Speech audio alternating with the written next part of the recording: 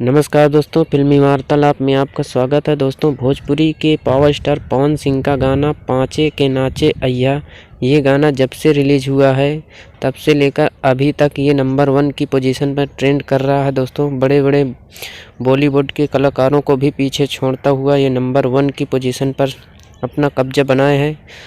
दोस्तों, आपको बता दूं कि भोजपुरी के पावर स्टार पवन सिंह इस समय फिल्मों के साथ साथ अपने गानों की शूटिंग कर रहे हैं लखनऊ में, और उनके बहुत बड़े बड़े प्रोजेक्ट आने को बाकी हैं। और उसी में से एक गाना उनका आकांक्षा दुबे के साथ आने वाला है, जो कि बहुत जल्द आप लोगों के बीच आने वाला है। इसकी शूटिंग शुरू कर चुके हैं भोजपुरी के पावर स्टार पवन सिंह लखनऊ में, और आप लोगों के बीच बहुत जल्द आने वाला है। अभी रिलीज डेट और कंपनी का कोई कंफर्म नहीं हुआ है। जैसे ही होगा आप लोगों के बीच वीडियो बनाकर मैं बता दूंगा। और जानकारी अच्छी लगी हो तो चैनल को सब्सक्राइब करें और बेल आइकन का घंटा ज़रूर दबा दें।